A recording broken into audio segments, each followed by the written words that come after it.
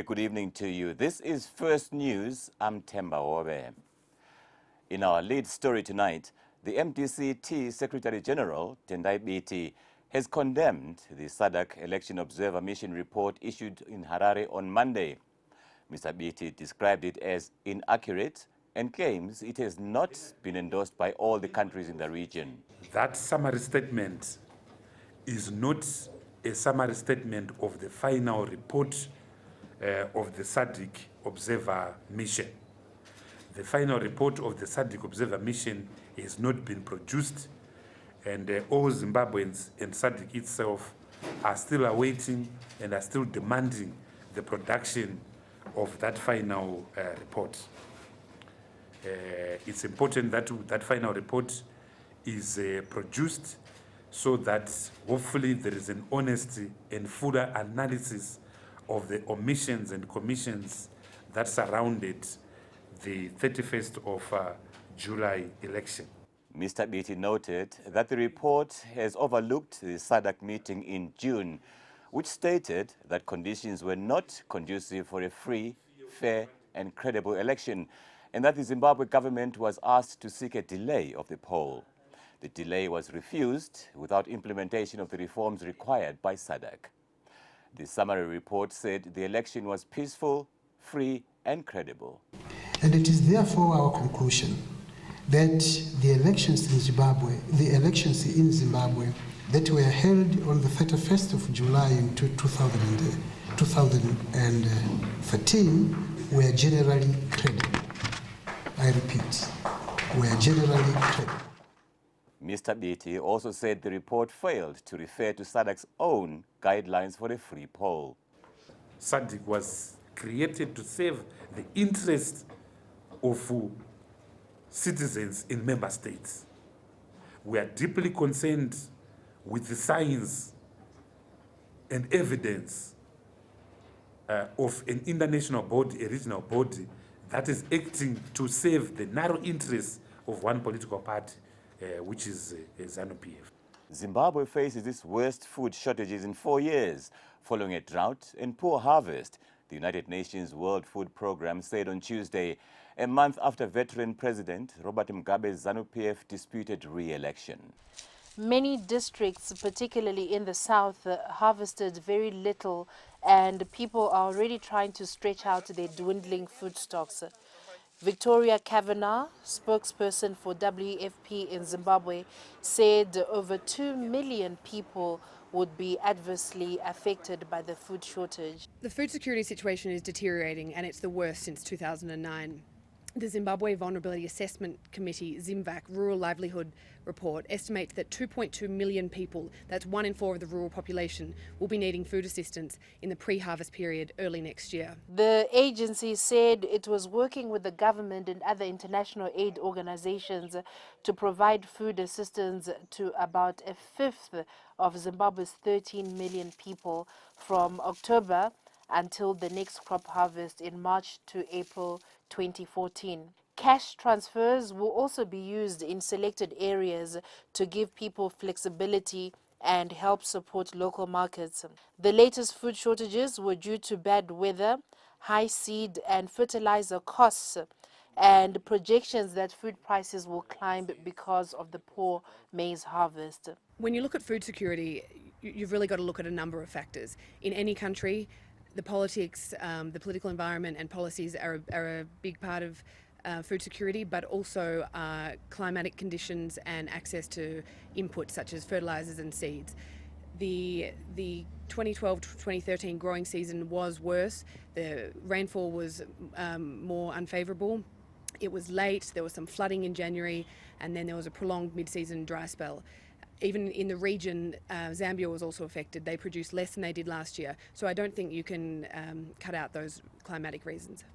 2009 was the peak of a decade-long economic crisis critics blame on Mugabe's policies, notably his government's chaotic and often violent land reform program, which saw 4,000 white-owned commercial farms redistributed, mostly to landless blacks. The 89-year-old president, who has ruled Zimbabwe for 33 years, says the program was intended to restore land to blacks taken from them during the colonial era. Mugabe and his ZANU-PF party, who were declared overwhelming winners in a July 31st election, rejected as fraud by his main rival, Morgan Tsvangirai, have promised food imports and said no Zimbabwean will die from hunger. The new ZANU-PF government is continuing with the reinstallation of the statue of the late Vice President Joshua Nkomo in Bulawayo Central Business District. Mr. Joshua Nkomo, who died in 1999, was affectionately known as Father Zimbabwe. In 2010, the government briefly erected Nkomo's life-size statue at the corner of Main Street and 8th Avenue in Bulawayo. But it was quickly pulled down after the Nkomo family complained and protested at the authorities' unilateral decision. Yesterday, Nkomo's only surviving son, Sibangalizwe Nkomo, said he was surprised that he had not received any official communication from government about the re-erection of the statue. He added that he had heard there is now some activity at the original site of the statue. President Robert Mugabe's government has said that the statue is intended to honor the late Joshua Nkomo. But some analysts describe it as an attempt by ZANU-PF to increase its popularity in Matabeleland, where support for the party traditionally lags behind the opposition. 2 years ago, civil society groups in Bulawayo also protested at the erection of the statue after it emerged that the statue had been built by North Koreans. North Korea trained members of the Army's 5th Brigade who were responsible for Gukurahundi, a retributive campaign against Mr. Nkomo's supporters in Matabeleland, in which 20,000 people were killed. When First TV visited the site yesterday afternoon, construction workers were busy building a plinth for the statue. Raymond Majongwe, Secretary General of the Progressive Teachers Union, says teachers who stood for election and lost are being victimized by the government. We are talking of a couple of more than 30-40 teachers whose predicament lies in the hands of the Civil Service Commission, and those that I know to have wanted to stand as MPs, they are 7 in number. Those that I can name, there are 7, and those that participated as councillors or would have gone in as candidates on the proportional representation basis, we are talking of more than 60 also, because we are talking of people who had taken the chance to stand as councillors in their respective constituencies. And we are talking of quite a number. Police in Matabeleland North say they've smashed a poaching ring suspected of allegedly poisoning 41 elephants at the Hwange National Park and arrested 6 men. They have recovered 17 tusks valued at $120,000. Police say they believe the gang used salt laced with cyanide at water holes frequented by the elephant. The police say they were alerted by rangers who heard shots being fired near the Pelandaba area in Cholocho, bordering Hwange. They found 2 dead elephants with tusks removed and followed tracks to a homestead where 2 of the suspects were arrested and the tusks were later recovered nearby. Police then set a trap to lure the rest of the suspects who were also arrested. It is feared that the cyanide in the carcasses could also poison other animals.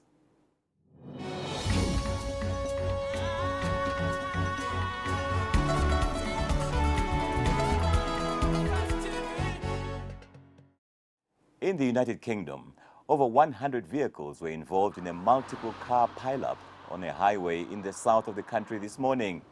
The massive crash, which occurred in misty conditions, which seriously affected visibility, resulted in at least 8 serious injuries.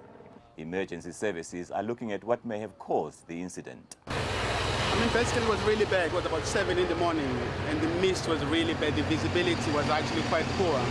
Then I remember getting on top of the bridge, and all of a sudden there was actually a car in front of me. So I had to actually hit the brakes quite hard. Eventually I was lucky my car was actually able to stop. Then I was there for a few seconds. When I then later came out, then I saw actually there was actually a waste accident in front of me. So it became a domino effect really, cars getting into each other and people were badly hurt actually. Yeah. Witnesses said dozens were injured and trapped in their cars. Fella in the inside of me, he was trapped in the car and a lorry had sandwiched him up against the bridge and all the roof was caved in. Fire brigade guys, they were great, they come and cropped the top off the car.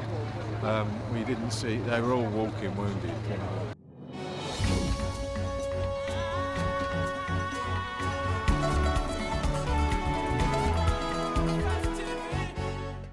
In sport, Zimbabwe remains in contention on the third day of the cricket test against Pakistan. Zimbabwe were all out for 327, with Pakistan losing 3 early wickets after going into bat. By late today, Pakistan were 128 for 3 in their second innings. And that is the end of this news bulletin. I hope you enjoyed the rest of your viewing this evening on First TV, your nation, your station.